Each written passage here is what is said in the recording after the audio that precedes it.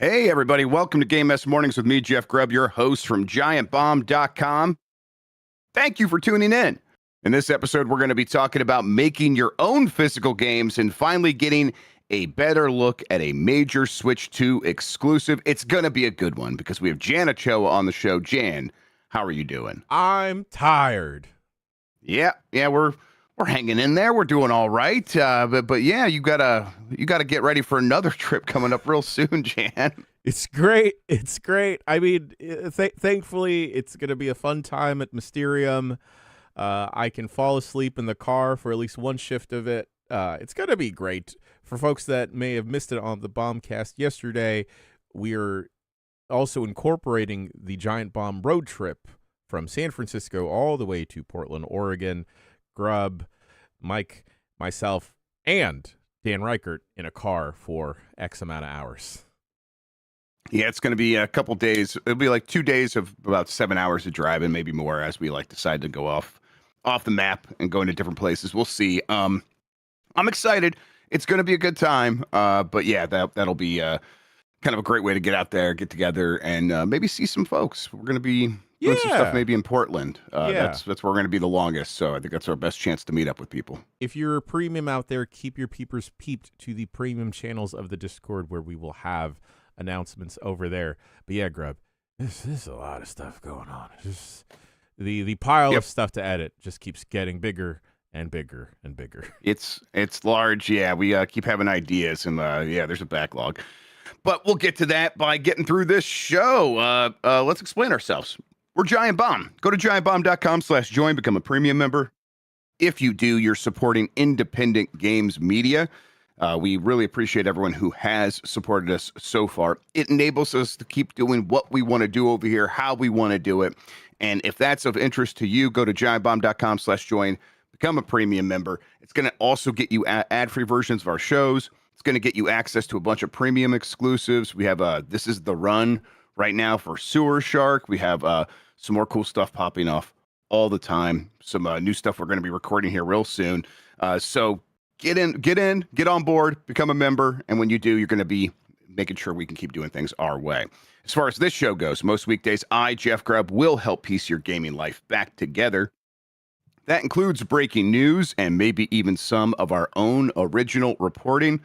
For all these topics, I'll get the input of a bona fide expert who will make me look smart. And if you are watching live on Twitch, welcome. You can always listen to the show later on podcast feeds by searching for Game Mess Mornings or find the RSS feed on giantbomb.com. You can also catch the show later with chapters and timestamps on YouTube. Hello, YouTube. All right, we have a lot to get into, so let's start the morning mess with FromSoftware's The Duskbloods confirms network test dates. This is from Dave Aubrey at VGC. FromSoftware's Nintendo Switch 2 exclusive, The Duskbloods, will kick off its network test on August 21st, it has confirmed. Nintendo announced the news via a post on Twitter. The Duskbloods network test will take place between August 21st and August 24th, 2026. Players eager to go hands-on with the game during the network test can apply from July 22nd. That's a week from now, Jan. That's exactly a week from today. A Nintendo Switch Online subscription is required. We've listed the times. That is Dave Aubrey over at VGC, who, let's see here. The network test times include a test on the 21st, 22nd, a couple on the 22nd, one on the 23rd, and one on the 24th. They are at various times. 11 a.m. BST, 3 a.m. BST, 7 p.m. You're going to have to track all this stuff down for what it means for your local time zone. But yeah, that week they're going to have a handful, but it's not going to be a constant thing. It's going to be for a couple hours each time or a handful of hours. But hey, we're going to finally have a good idea of what this game looks like because I'm trying to see here. I was looking at this. Hey, is there any NDA for this sort of thing? No, I don't think that's the case. Does seem like people will be able to talk about their experience with the Duskbloods once they do go hands-on with it. The game is still scheduled to release this year, although they have not confirmed an exact date. But I think as this happens, that seems more likely as well. Although, as this is ending, Jan, we'll be right there on the cusp of September, which is when Nintendo really does finalize its talking points for the rest of the year. So maybe they'll wait until then to like tell us exactly the date. But honestly, at any moment we could get that for the Duskbloods. I'm gonna try to partake in this because this is one of my most anticipated games of the year, just because it's Miyazaki's next game. This is Miyazaki at FromSoftware. This is not just another FromSoftware game, and even if it was, I would still be excited. But this is Miyazaki being like, this is what I care about. This is what I'm working on. I need to see that. So I'm going to try to get into this so I could see for myself if I should be as excited as I am right now. What do you think, Jan? 100%. I'm right there with you, Grubb. Also, glad to know that this game is still real, that there's still something tangible, and that we will actually be able to get to see something soon. I know that there's been a lot of scuttlebutt with the lack of updates as to whether or not this game is getting delayed or not. So I'm happy for people out there to finally get their From fix this year. Yeah, this is Switch 2 exclusive. It's not coming to PC right away anytime soon. I think it will kind of eventually maybe come to PC, but that will have to be after probably a handful of years, because Nintendo is involved in the publishing of this. So again, when Nintendo does this sort of deal with a third party and they publish one of their games, that does not mean they're locked down forever, but it often does mean it's locked down for a long time. So if people are interested in this, they are going to have to pick up a Switch 2. Yeah. And, there's definitely been some people in the From community who are like, man, I don't want to have to buy another system. That's expensive. I like playing my From games where I've been playing them, whether that's a PlayStation or a PC. And I just would not like wait. But also maybe this is a game that people like find reasons to be like, it's one of these weirder online experimental games. Again, we don't really know what the moment-to-moment gameplay is like. But I don't know. I think this game is probably going to hit pretty hard and be a big win for everyone involved. I think so too, Grubb. I think this is going to be people are underestimating how this can push consoles and push the Switch 2 in a hard way. I know a lot of folks were a little bit skeptical about like Elden Ring Night Rain and how popular that would be. And then we saw that take off. There's still a vibrant community continuing to play that game because those people are sickos, parentheses positive, of course. And if Night Rain's success is anything to track, I think with Duskbloods, hopefully, and maybe we will see a similar trajectory, unless it performs absolutely terrible on the Switch 2. But, Capcom has had success with the Switch 2 and their games running. So I would have to believe, with how little we've seen, that maybe Nintendo is taking a little bit more of care and attention with From to make sure that Duskbloods gets off to a proper start. Yeah, Nintendo does have some copy here. In this new multiplayer action game, you'll take on the role of the Bloodsworn and fight against and alongside up to 7 other players with unique weapons and abilities. Transcend humanity with blood-based powers that transform your character and combat style as you battle to secure the coveted First Blood. The Duskbloods launches exclusively on Nintendo Switch 2 in 2026, and as revealed in the presentation, players can learn more about the closed network test for the game coming in summer 2026. It does sound very multiplayer focused, but I'm curious. It's like, what is the arc of one of these missions that you're going to be going on? To me, it does continue to sound like you go out there starting on your own, very likely, or maybe it is with your friends, and then you are working toward being the person who gets the First Blood, and that means even if you were working together with your friends or others, at the end of the round, you're going to be facing off against each other with PvP components, and that's where the bulk of the multiplayer comes from. Would be my expectation. Is it going to have a circle, just like Night Rain does, that gets smaller and smaller and kind of forcing players to into closer proximity? I don't know. It's they just did that with Night Rain, so I'm hoping they have some other ideas here. I do see a world, Grubb, where this game does force you to be to play multiplayer, but quickly folks will find a way to roll and go on solo dolo runs by themselves. and just become a real sicko with it. I'm interested to see what the flow of the game is going to be. And even if it winds up being very similar to Night Rain, I don't think that's going to be a big problem for some people. No. Yep. I think that Night Rain's definitely established itself as not just it did well because it had the Elden Ring name on it. Eventually, it's like, no, people really love that game. Yeah, I think having the FromSoft tag on this as well is going to do big. I think there are the people on the Switch 2 that are clamoring for something to play.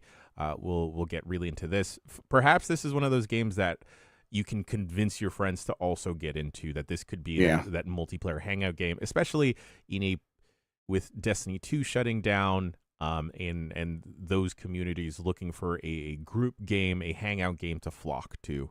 I'm interested to see if Duskbloods will be able to grab some of that audience. Yeah, there's always a chance to sort of become that next game. Yeah. I'm glad someone mentioned this in chat, but I do hope that Duskbloods does become a Lord-like. Yeah, I mean, can it stand up to Lord? I highly doubt it. That's who can? No one. Absolutely no one. All right, refunds for Dying Light 2 PS4 users as the beast is canceled for last-gen systems. This is from Liam Croft at Push Square.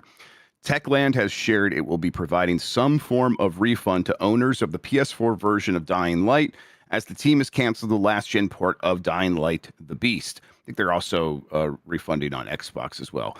This is because when Dying Light 2 originally launched, it sold a season pass promising 2 pieces of DLC. The first one launched for both PS5 and PS4, and the second became The Beast, which was released as a standalone product. Ultimate Edition owners on PS5 still got access to The Beast, while Techland said it would continue to work on the PS4 version. Now the PS4 version is no longer happening. The team said in a social media statement that bringing The Beast to last-gen boxes would compromise the experience too much. This was not a matter of choosing to leave those platforms behind, they said. Rather, it reflected the technical realities of development and our commitment to delivering the best possible experience.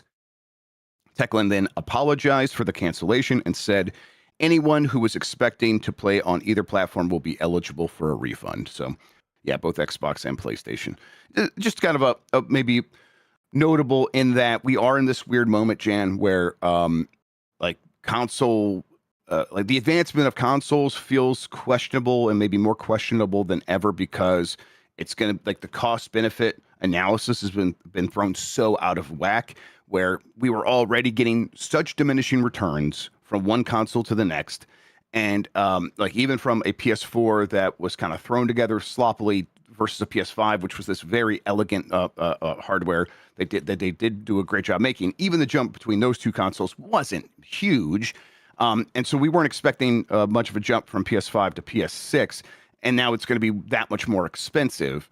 So it's like looking around, be like, oh yeah, there are that long tail that the PS4 had, that long generation that just kept going and going, made more sense over time. As it's like, yeah, just let the people who are already playing on there continue to play on there, so they don't feel like they have to keep up with the Joneses, and give developers a place to sell video games where there are a lot of people maybe still buying video games.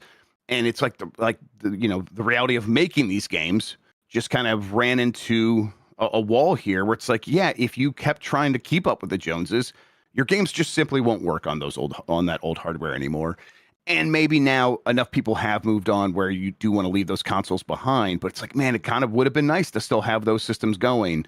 But PS4 and Xbox, though, it's real rough to make games for those, and it has been for a really long time. So this is not too surprising, but I bet a lot of developers are like, God, I wish we had that massive install base we could still sell games to.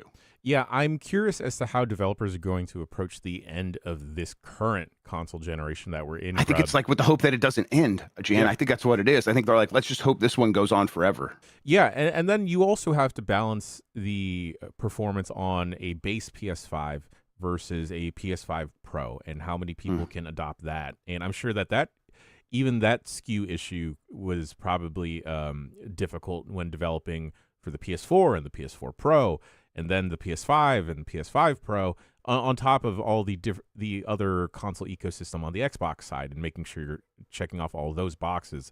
I do think, Grubb, this is an interesting challenge for devs, because not only do we see so many publishers wanting big numbers right outside the gate, I think there's also the lack of understanding and the lack of allowing a runway to understand that, like, all right, install bases are all over the place, especially when we are starting to exclude the previous console generation that also was kind of perhaps stalling development, like you were mentioning, of like, okay, if we are trying to appease those many people that are still over there, it is ultimately going to hamper our tools, our performances, where we are at in the console generation right now. Good to hear, at least, that refunds are being issued. I know sometimes on the console front that doesn't always happen, and sometimes that's where console gamers kind of get boned, is the lack of refunds and the lack of on eShops and everything, where you don't get sales, and also sometimes you don't get a refund, unfortunately. Yep, and it's I think it's like these migrations to newer devices has happened enough, obviously, with PS5 being it's approaching 100 million, right? Something like that. So it's okay. That is where the audience is, and we do want to make sure that our game looks good on those platforms. But I think, like, now that PS4 is fully being left behind, I think it's a lot of these studios looking around saying, okay, let's hunker down here and kind of go and try not to push things too much further. The games already look good enough. We got to find maybe other ways to get them to stand apart. And let's support PS5 for as long as possible. Let's support Switch 2 for as long as possible. We will begin leaving behind Switch 1s. Many studios already have, or this Techland, I don't think ever put anything out on Switch 1, and if it hasn't done so recently. So I think that this is a situation now where it's like, okay, we've seen how we can support one of these consoles long term. Let's do that with the PS5. And we were just talking about install base for a game, Grubb. I can't imagine a developer feeling quite safe trying to develop something for the next generation of PlayStation and Xbox when the barrier of entry when it comes to cost is going to be so high. That how many people are you going to get right from the jump? And that I hate to say it, but it feels like the console audience is going to start shrinking if and when that next generation of consoles comes out, and it is prohibitively expensive to get into. So I think you will see a lot more people getting into a Switch 2, perhaps getting into a cheap gaming laptop, maybe a Steam Deck or one of the other PC handhelds out there, or completely abandoning any interest in a new console generation, sticking with a current gen, or going backwards. I will be surprised if there are many PlayStation 6 exclusives versus PS5. Like anytime in the first couple of years of the PS6, and really beyond that even. Because I just feel like there's a chance of FOMO backfiring. That's been one of the tools that a company like Sony and Nintendo and Xbox have all used to, like, get you to move from the current console to the next gen console. FOMO of exclusive games you can't get anywhere else, you can't get on the system you just had, and you were getting their games, so now you have a built-in fear of missing out. And I just think people with the physical game news and the rising prices, people go like, man, I could see what you're trying to do here. I'm just going to check out instead, and because that's the only other fair option I have here, and I will go do something else with my time and money. And it's not like people have a lack of options there. I do see a fair amount of people, Grubb, that have been waiting for GTA 6. And as soon as that comes out, they'll be completely fine and satiated until any type of rumblings 20 years from now when the next Grand Theft Auto pops up. So I also don't see that casual audience flocking to a new console generation when they've been waiting during this existing console generation for however many years we've been in it now for GTA 6. Yep. All right, let's keep going here. Paramount confirms Mike Zaimont is employed by Avatar Legends dev, and if you saw Turboshan's skeet, you know that that's a problem. This is from Brian Francis at Game Developer. Paramount Games' new video game division is coming online with what could be a win for the company, the release of Gameplay Group International's Avatar Legends, the fighting game, a two-player fighting game inspired by the popular 2005 animated series Avatar: The Last Airbender. But industry professionals have expressed frustration over one developer working on the project former Lab Zero Games CEO Mike Zaimont, who was previously accused by colleagues of sexual harassment in the workplace. Game developer has now confirmed that Zaimont is an employee of the Avatar Legends developer. This information came straight from a Paramount Games representative who informed game developer that Zaimont holds a position as an individual contributor, basically saying that he's not in charge of anyone. So is this really a problem? That's rough. The question of Zaimont's employment came up after veteran Avatar comic artist and illustrator Irene Coe publicly shared details of her back and forth with Paramount Games, who had reached out to her to potentially commission promotional art for Avatar Legends. She asked the publisher to confirm if Zaimont was working on the game, but said the company did not respond to her queries. It's unusual for any one developer to invite such scrutiny for his involvement in a project, but Zaimont's history of allegedly abusive behavior has invited scrutiny into multiple games he's worked on after shutting down Lab Zero Games following a mass exodus of workers in 2020. That same year, Arc System Works suspended Zaimont from work on a rollback netcode update for Guilty Gear XX Accent Core Plus. The accusations include sexual harassment, abuse, and other offenses. During one stream, he made a joke about George Floyd and in the immediate aftermath to his black co-host during a stream or something. Like these are. This is an unsavory fellow and has kind of sank studios before just being involved. So Paramount bringing him on. So what are you thinking? Well, it's Paramount, and that's this is the company that's trying to buy CNN, move them more to the right to be more in line with Trump. They don't care. No. So kind of very frustrating for, I think, a lot of Avatar fans who are beginning to get very hyped up for this game, and now it's like, man, you just tainted it, and I don't want to play it anymore. 100% Grubb. I am in that exact same boat. Avatar, The Last Airbender, Legend of Korra, probably one of my favorite franchises at this point. I hold it in very high regard, as well as the extended universe from the novels, the comic books, and the joke has always been that Xbox 360 game that was an easy achievements. That was an Avatar game. You could get that and everything, but and the excitement building for this Avatar fighting game, I was getting really pumped up as someone that isn't really into fighting games but really into Avatar. I was hoping that this would be a good foray into that, and then for this news to come out a couple weeks before the game is supposed to launch really deflated and took the wind out of my sails. And now, unfortunately, I don't have a lot of interest in checking it out because of Mike Zaimont's attachment to the game. Because even if he does not have a big role in this game, I don't want to support a company that callously will employ a piece of garbage. Yeah, exactly. There's so many other games to play at any one time, and that's not just new games. That's countless old games that I could be playing at any moment and I don't need much of a reason to skip out on a game these days, and this guy's definitely more than just a little reason. He's a good reason. I don't want to be thinking about Mike Zaimont in 2026. Are you kidding me? Are you joking? Yeah, this just stupid moves.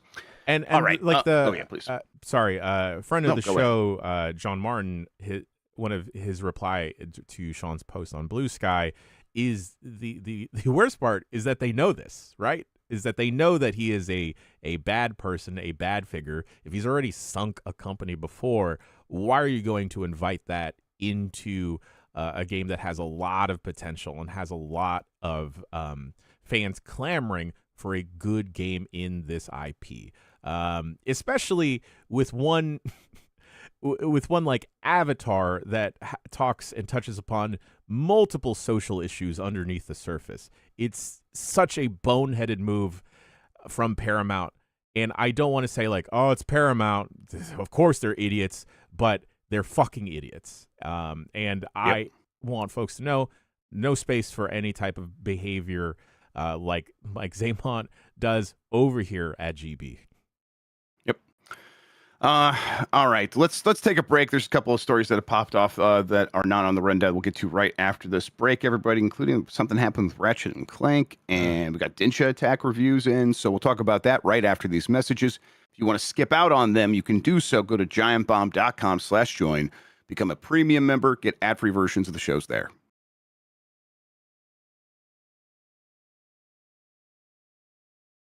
It's Game Mess Mornings. I'm Jeff Grubb. That's Jan Ochoa. Let's get into it with a quick update. Ratchet and Clank Ranger Rumble. This is a new mobile hero shooter. Pre-registration opens with an exclusive Clank skin to unlock. They're writing about this over on the PlayStation blog. What is Ratchet and Clank Ranger Rumble?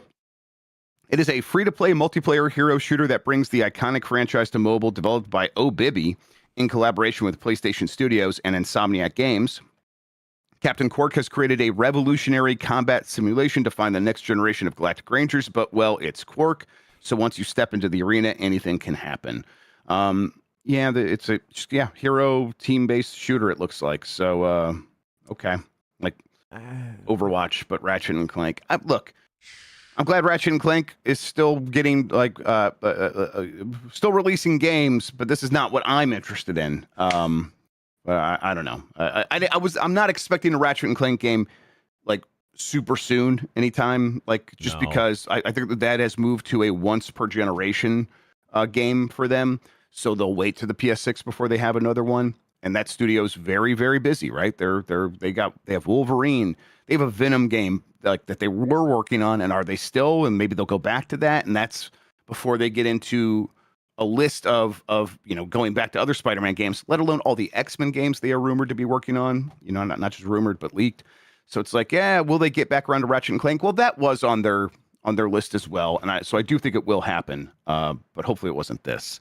But yeah, Jan, any chance you check out Ratchet and Clank Ranger Rumble? Ratchet and Clank is one of those IPs that I hold in high regard as well, Grubb. Yeah, I might check it out just for curiosity's sake. The silver lining for this, though, Grubb, is that I hope the youth or whoever winds up picking up this game, if it becomes popular, gets introduced to Ratchet and Clank, and then PlayStation realizes we should do more stuff with like the fox cat and the robot.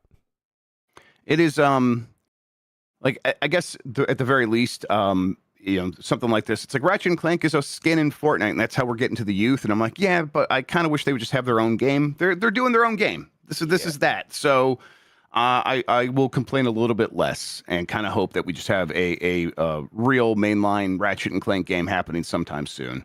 That would be excellent. The unfortunate part is that there's a certain quality with some of these games, though, Grubb. So it may not be captivating from the jump. You checked out that Star Wars character shooter a couple. I did, and it was right? all right. Yeah, and then what was the other one? Not a shooter, but the Crash Bandicoot one. Not Crash Bash. I can't remember what it was called. But that was like an online sort of MOBA light game, and that was okay. That was fun to play as well. But it's just like these things are not going to become my hobby. They're not going to become my forever game. So I don't know. Will they do that for anybody? Crash Team Rumble. Thank you, Turbo Crash Sean. Team Rumble. I'm looking at the trailer for this now. It doesn't look bad. No, I bet it's going to be. I bet it's going to play great. What is Ratchet again? A Loxel? A Lotzel? Quetzalcoatl? Yeah, I can't remember. Quokka? Lombax. Cloaca? Wow, I'm very wrong. Lombax. Okay. Yeah, they got a cute Lombax said. here. It's like not quite cell shaded, but almost cell shaded. He's wearing a Clank outfit. That's kind of fun. Denshattack Reviews are out, Jan. The game is. Let's see here. With how many reviews are there? There's quite a few already out, and it has 37 reviews and has an 87 on OpenCritic. So that's really good. I've been playing this game just in the last day or so. Going to be on a podcast talking about it soon. So I'm like, I should really see this for myself. And I was like, man, the Dreamcast vibes are off the charts, and that's kind of doing enough for me. And then it's like the sort of I'm like, oh, is this? It seems kind of basic, and it's like very quickly it's doing so much that it overwhelms, and I'm like, oh, there is so much more going on here that it went from being like, okay, I get it, to oh wow, this is very engaging. Yes. It is overstimulation nation in the best ways possible. If when we had Epos Vox a couple weeks ago, and he was showing off his zine that he had made and how influenced it is by like just your eyes being flooded with different things. That is this game. You are constantly being flooded with different things, but it also accompanies it with several different mechanics that on its face don't make sense. You are playing as a train, and for a train to do a manual and then to do a backflip and then like a very exaggerated a downward thrust, like almost like a ground pound, shouldn't work. For a train to drift around a corner shouldn't work, but it manages to pull off all of those different things. I know that we're playing Mecha Chameleon on UPF, but maybe we should try and get a quick look off the ground. I have played like a good chunk of this game. Front to back, it is definitely a love letter to that Dreamcast era Jet Radio, but also it definitely has the Tony Hawk DNA. And you know what? Turns out, Grubb, I don't know if you know this, trains are sick. They're cool. They're very cool. Trains are cool. We do have Lex Luddy's 91 out of 100 review over here. The real wonder of Denshattack is that there is virtually no component that doesn't work in harmony with the rest to make the game better. Like the National Rail Service it's inspired by, Denshattack is a well-oiled machine, mechanically complex and rewarding, but breezy and relaxed enough to be enjoyed by almost anyone. Let's see here, some other reviews real quick. Stephen Tailby, Push Square, 8 out of 10. Denshattack is a blast. While it may present a steep learning curve at the beginning, its unique arcadey gameplay rewards skill and quick thinking in a way that feels old school and fresh at the same time. From its silly train tricking premise through its challenging, fast-paced action and colorful presentation, it's a cohesive game that delivers big fun at every turn in the track. And then Joe Richards at PlayStation Universe gave it a 9 out of 10, said Denshattack is a triumph of a game and manages to take inspiration and turn it into something far greater. A ridiculous premise is given the weight it deserves, ending with a game I can't help but love. While it might not scratch the itch of a true arcade skater game, what is here is fantastic by its own merits. I only felt the game start to creak towards the very end, and I can't fault that when the concept was so obviously at the core of the vision. Nothing feels like fluff. Everything is fantastic. It just also, I am such a fan of a off-the-wall concept, Grubb, and it materializing into a fantastic game. This is why I like this space of games lower than a AAA, a AA level, because of like the ability to take this odd idea and just pedal to the metal, just go all the way.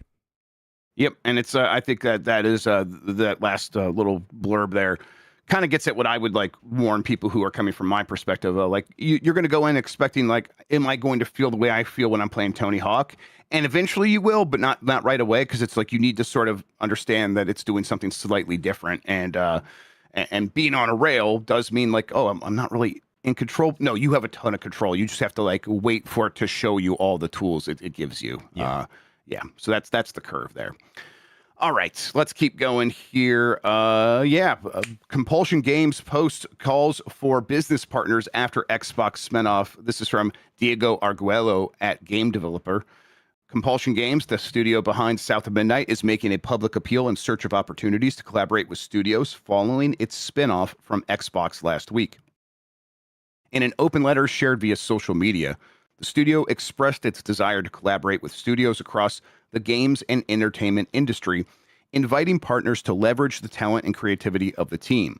Compulsion leads the open letter by mentioning South of Midnight's accolades, which received a BAFTA award, a Peabody Award, 7 Canadian Game Awards, and recognized on multiple Best Games of 2025 lists. So basically, hey, we've made games that are widely recognized. They also got to keep their IP, Jan. So that's like one of the silver linings of everything that did happen with those Xbox layoffs. This immediate sort of appeal to for partners should be a reminder of people need to stop saying they only laid off 1,600 people. They did lay off 3,200 people. They're in the process of doing so. Yeah. Cutting those jobs and then being like, you go figure it out is not exactly like, oh, some winning thing that they did here, some magnanimous move from Microsoft. Now, it's better than the alternative, I guess, of just closing down the studios. But that is such a low bar that Microsoft still cut 3,200 jobs. Yeah. And now this team's in a market where it's going to be very hard to find this funding. And they clearly, based on this letter, don't seem to have that lined up and ready to go. I hope they're able to find it. This is a team that I do think was on the upswing of like, man, that South of Midnight felt like they were figuring some stuff out.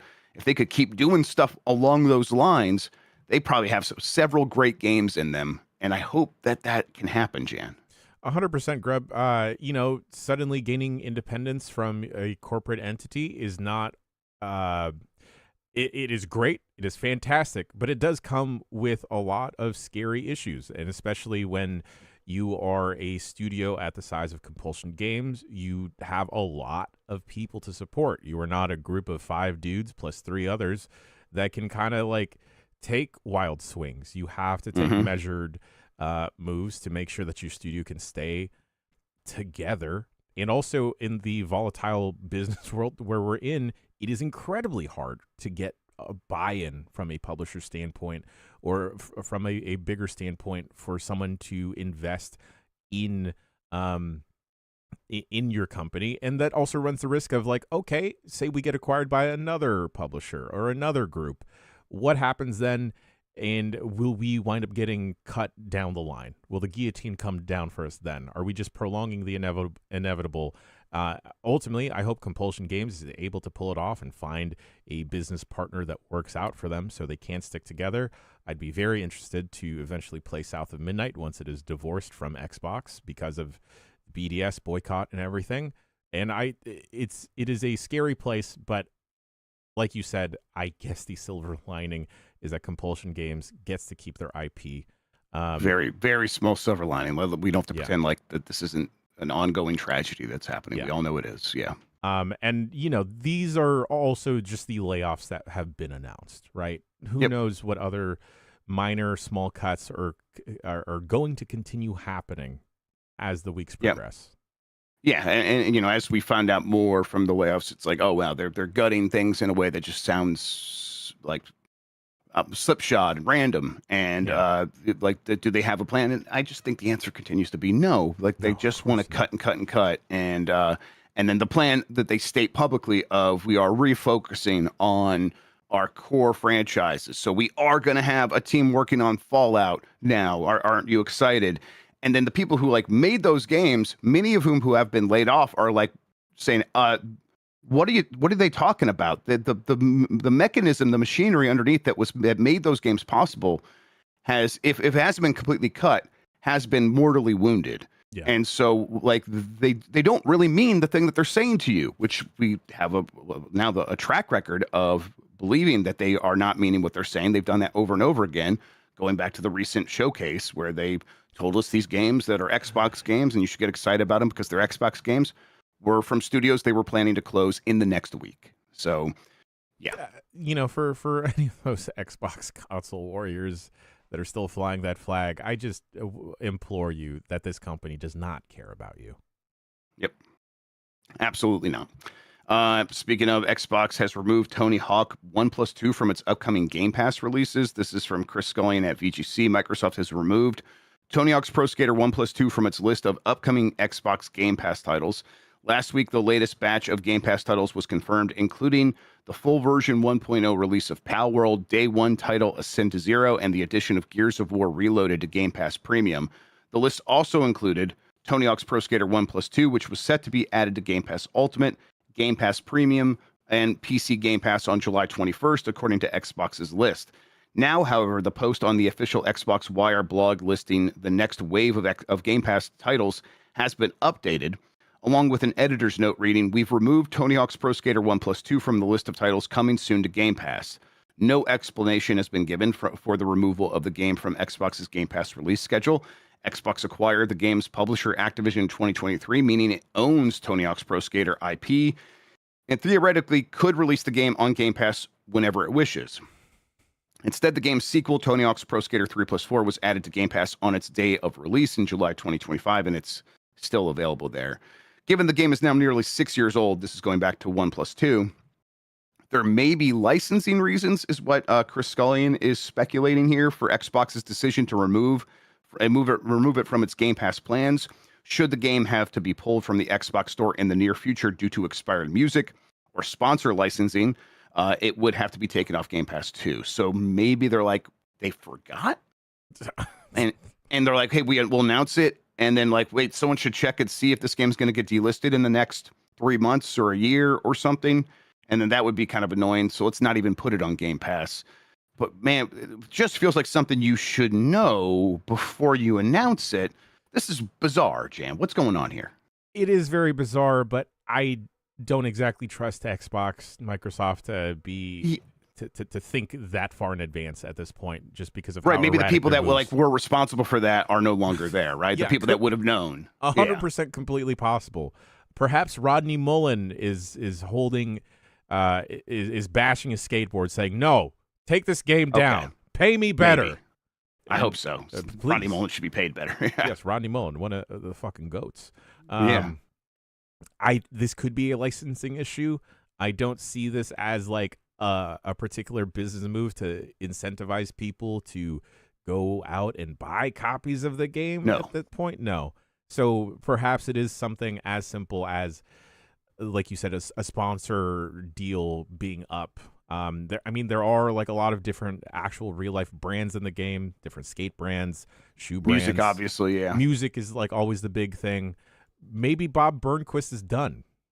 Yeah, Bob Burnquist became a terrorist, and now they're like, well, we can't have that on here. That's bad. Oh no. Listen, I get it, Bob. Yeah, it's just weird that they would announce it and then have to like retract it. That is the really bizarre thing here, and then having to delist video games continues to be bizarre because it's like, just figure that out. Whoever you are licensing from, if they don't give you the rights in perpetuity to just sell this game, be like, look, we're going to give you a lot of money. Let us keep selling this video game. And then if you need to like make a certain like 1 cent per sale or whatever in perpetuity as we sell this video game or whatever, I guess maybe for Game Pass, that does become a little bit of a headache. Maybe that is exactly what it is. Maybe it is every copy that someone activates, you have to give us a dime for this music. And they're like, oh, wait, that's actually super annoying for Game Pass. That's just going to be a loss for us, and we don't want to do that. So I don't know, Jan. I hope we can find out, but this is just another one of these boneheaded things from Xbox that's hard to explain. Incredibly boneheaded. I mean, there was a lot of issue with 1 and 2 coming out of certain tracks from the original game not being available. So I could see that being a big issue. And of course, an issue that when Microsoft acquired it did not think about, just due to their short-sightedness. Yep. All right, GOG wants you to make your own physical games. This is from Claire Lewis at GameSpot. In the wake of the news that Sony will end PlayStation disc production by 2028, a lot of folks are expressing their disgust at the idea of digital-only game libraries. But players aren't the only ones sharing their frustration. GOG.com joined the conversation with a short tutorial showing players how to physically preserve their digital games. Download the offline installer of any game of your games on GOG, save it to a disk, and it's yours forever. You don't need a storefront's permission to play what you bought. I'm mostly including this, Jan, as a reminder of like, it is hard to compare PC versus console, apples to apples, when it comes to, hey, but the PC's been digital for forever. Isn't that the same thing? It's not. There are a lot of different options on PC, including, we talked about piracy before, but like being the ultimate competitor for Steam and keeping Steam in check. But there are these other storefronts that offer DRM-free versions of games that once you buy the game, it's yours, and you can put it into your NAS. You can put these installers onto CDs and then or DVDs, whatever you want to store them on, USB drives, and then they're just yours, and you can keep them. And you don't have to worry about Steam's DRM. You don't have to worry about PlayStation's DRM, which there isn't a very convenient way to get around. So it's a completely different situation. And the arguments for, like, I want to have these physically so I could save them and have them stored somewhere separate from any like cloud service or hard drive. Well, GOG does offer a way of doing that. And it also is worth pointing out that GOG is one of a litany of companies now getting in on the dunking on PlayStation, of just being like, hey, we're going to own this company because they are just doing something so stupid and we can make ourselves look better. And that's a list that includes like Domino's and stuff like that. But obviously in the gaming space, people know right now this is a cheap win you can get, and it's for GOG. Really, it's well earned. They've been doing this for forever, and they should be trumpeting the fact that they are this DRM free option. You know, Grubb, we've talked a bunch now ever since PlayStation decided to end disc production, and how difficult it would be to roll that back. I'm starting to think, and maybe this is just naivete, I think we could bully them in a way to reverse that decision. I know. I believe we can. I think there's definitely a way with enough people causing enough stink to do that, because of how it is just going to cripple other parts of the industry, and also just make it harder for people to play games. Sometimes bullying can work. Yeah, we should be bullying companies. Absolutely. And it's, I don't think this means that we could save discs eternally. No, yeah. But like I was under the assumption that they would just naturally phase out, that these companies would just but they would gesture towards discs for forever until they just be like, the last, manufacturing line that produced the optical drives that we need, well, that it's broken. We're not going to fix it. And so we'll just keep selling you the ones we have. And, well, sorry. They're not even really doing that. So yeah, I just thought they would naturally let it decline. So the fact that they are going this route of pulling off the Band-Aid and just saying, deal with it. Yeah. Seems like you couldn't wait another 5 years to just let it peter out. I don't know. It's crazy. I do think it's also very telling, Grubb, that they have been relatively quiet on social media. Oh yeah, they have. With anything, like one of the last, this Ratchet and Clank mobile game is one of the first things they've talked about in a while. I do imagine that they will have a boisterous crowd for the wrong reasons at San Diego Comic-Con during that God of War Lo-Fi panel. Poor Deborah Ann Wool, but I don't think people are going to be quiet about it. I don't think they're going to be able to sweep this under the rug along with the other various studio closures they've had. A lot of people, rightfully so, still very upset about the closure of Blue Point. And I see people still harping on them on YouTube comments, social media posts of why did you do that? So I don't see this disc thing going away anytime soon. Yep. Speaking of, Sony staring down $457 million lawsuit as disc deletion decision lingers. This is from Grant Taylor Hill at Insider Gaming.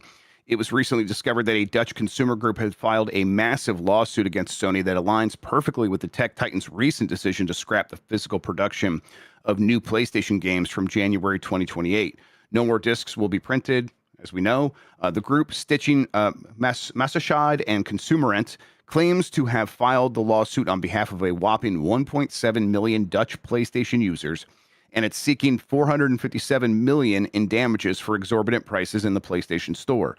This wouldn't be the first time such a suit has succeeded against Sony if it were to go all the way. A couple of weeks ago, Sony stood up and announced it would no longer be printing discs for new PlayStation games launched after January 2028, prompting many to lose their minds. In social circles everywhere, folks denounced PlayStation, canceled their subscriptions, and even fed their PlayStation 5 consoles into crushing machines. Now, a consumer group in the Netherlands has filed a staggering lawsuit against Sony, stating that the company's store commission could push prices even higher than before, leading to the topic of monopolization yet again. And now they're adding this getting rid of discs on top of it, Jan. The idea here is at least there was competition in the retail market space, so people didn't have to go to the PlayStation Store, where prices do seem to be kept artificially high. And now that's going away, so you have to go through the PlayStation Store, and that feels like more of a monopoly. And now that consumer choice that Sony might have been able to argue beforehand is gone, and this might put them in a tougher position, and they might actually face some strong sort of decision here against them based on this. So the pressures could mount on a company like Sony, Jan. Yeah, hold their feet to the fire. 100%. It's disheartening that we have to that the U.S. can't ever do anything about holding a corporate company accountable to anything. But shouts out to other people for doing that job and actually looking out for the consumer.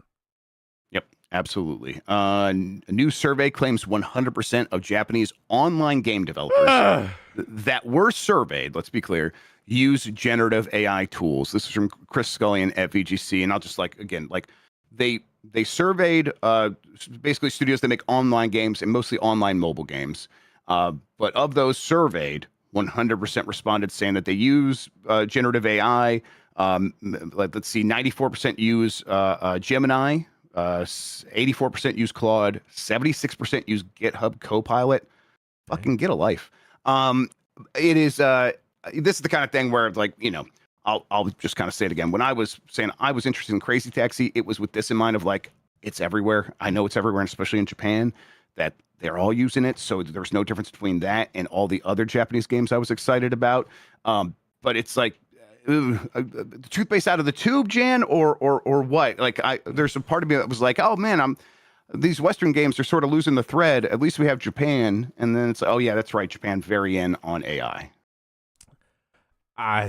Grubb, I just don't know how to feel on this one. It just, yeah, even if it is a specific group of developers that are being surveyed, I still think this may represent a good chunk of developers. It does. In the region, I think that's fair, right? Yes. Like, even if we quarantine it to mobile games and everything, I don't think it just lives in that container. I think those practices may unfortunately be spread out much further than the survey even implies. It could be more than 100%, which stinks. Yeah. The yes, it does say like the most common thing that they use AI for is to take a lot of big data from consumer feedback and data analysis, like telemetry data of how people are playing the game, feeding that into one of these AI models and being like, what's happening? Just tell me what the general like sentiment is. But that's the most common response. It does seem like they use it for just about everything, including generative AI. The crappy part, Grubb, is we were talking about this, I believe it was the Bombcast or some other program, how generative AI all looks the same. And yes, to those posters, yeah, they're like the flyer thing where it's like they all look exactly alike. We're not going to like, and that's something very basic to do, right? Yeah, and I don't want this to lead to any type of stylistic, aesthetic loss and creative loss, just for the sake of speeding things up, because specifically out of Japan, a lot of my favorite games have such a distinctive look and feel that I don't want that to be lost for the sake of keeping numbers up. Yep.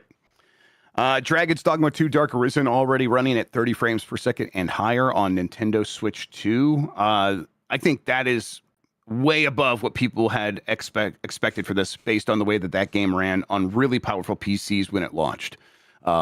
It was a mess, and it didn't run at all really on the Steam Deck. So the hope was like, okay, are they going to sort of figure this out for the Switch 2? Sounds like they have, and I'm excited because it's like, man, that's a game I think I would play on Switch 2, especially if it's going to be a consistent sort of stable frame rate. That would be really nice to see. But yeah, it sounds like they've done a lot of work specifically to get this game up and running on the Switch 2, and then that's going to filter back into the other versions of the game when they launch Dark Arisen, that update for all the other platforms. So yeah, cool to see, and it does continue to feel like, oh yeah, Capcom at the very least, Square Enix, some others are like looking at the Switch 2 and being like, we got to keep making sure our games are coming out there, and it's not an afterthought. They are doing the work to make sure that the platform is running the games in a good way, and it does seem like the Switch 2 can handle a lot of these games. Yeah. Good news, huh? I do hope that a lot of different studios, publishers see the success of Resident Evil, Requiem, Pragmata, and then hopefully the success of Duskbloods. But you also have to look at something like Pacopia and see the gigantic audience that has been generated on the Switch 2, and it has to start factoring into your calculus of where to release a game, especially where like we've mentioned at the top, the barrier of entry and maybe interest in the PlayStation or Xbox may be waning or just hard to get into. You have that Switch 2 as an alternative. Yep, absolutely. All right, let's see here. Today and tomorrow. Today, some notable releases. Denshattack is out today. It's also arriving on Game Pass. The Mound Omen of Cthulhu is out on PC, PS5, Xbox. Disney Speedstorm is getting its Switch 2 version. Shape Hero Factory is getting an Xbox Series release. Also happening today. Bethesda Save Our Devs demonstrations at multiple studio locations. So those strikes continue to happen. Day 2 of Ubisoft's Barcelona's 3-day strike is happening now. It'll continue through tomorrow. So show support for them, especially if you're local. Maybe go there and just like hand them some waters and give them some love. Tomorrow, Thursday, July 16th, most notable releases include Heave Ho 2 for Switch 2, Switch, and PC. The Mermaid Mask for PS5, Switch 2, PC, Switch, and PC. 70s style robot anime Geppy X or Geppy X. I'm not trying to say that last part, but this one caught my eye during a recent Steam Next Fest. I think that's going to be one I'm going to try to check out more of now that it's coming to PC, PS5, PS4, Xbox Series, and Switch. This is the first official release outside Japan. Fitness Boxing 3, Your Personal Trainer, which was a surprisingly popular game for Switch 1, getting its Switch 2 edition. Called Set Begins coming tomorrow, Farlands version 1.0 tomorrow, and Arcade Archives Savalian? Yeah, Savalian is getting a new platform release. And then showcases. There will be a showcase tomorrow, Secret Sauce Showcase, more than 70 indie games, trailers, and announcements. That's 1 p.m. Eastern. And Convergence Game Showcase at 3 p.m. Eastern, 2 hours of indies and AA games, including live reactions and gameplay from its hosts. All right, let's get to the poll question from Monday. Are you playing Black Ops 1 and 2 right now? Yes or no? 5% said yes, which 4,000 respondents, more than 4,000 respondents. 1 in 20 checking this out. Okay. This is kind of what I was expecting from our audience, though, Jan, where it's like, yeah, look, it's cool that those games got ported to PlayStation, and apparently they're doing very well. But we have a lot of other games that we're playing, so we're probably not going to check this out. I'm not playing Black Ops 1 and 2 right now. All right, we'll have a new poll question. Are you excited about the Duskbloods? That will go up today on youtube.com/@giantbomb. If you go to the post tab, you can find it there. You can vote yes or no. Are you excited about Duskbloods? I'm probably going to do another one of these exactly like this after we get to that play test. Kind of want to see what the temperature is before and after. So are you excited about the Duskbloods? We'll get the results of that, talk about it on Game Mess Mornings here on Giant Bomb tomorrow. Speaking of Giant Bomb, Jan, what do we have going on? Right after this, Jeff Grubb, Sean and I are hitting the gym. Pokemon Day Night Combat returns and continues. But Jeff Grubb. No. Grubb. No. No, I didn't. I did nothing wrong, and they blighted me. I don't. What's going on? What's happening? I don't make the rules here. It is a collective thing. And Jeff Grubb, your season of Blight Club starts today.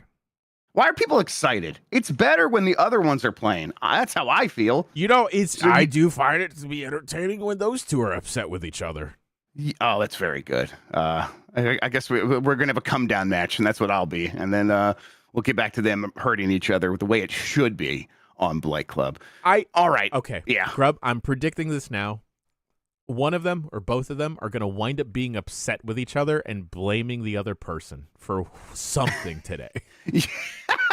All right, I'm not taking that bet, Jane. You're right. Yeah, 100% that'll happen. There'll be some I'll do surprisingly well, and they'll start fighting. I think there's a chance that could happen. Yes, and then they'll yell at each other for who chose the game, whose decision it was, and then you're gonna blast through it maybe, and then they'll just be upset with each other. Yep.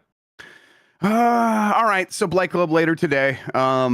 Also, I'll be on Besties this week, everybody. So go check out their podcast. I'm going to be recording that with them today. So go check that out. I think they put it out on Fridays, maybe earlier if you're a Patreon member. I've always loved the Besties, so shout out to them. I'm glad I could be on the show.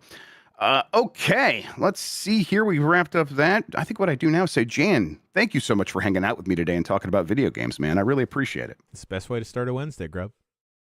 Thank you all for watching and listening. You are the best audience in gaming. Until next time, have a good one. Take care of yourself and watch Blight Club.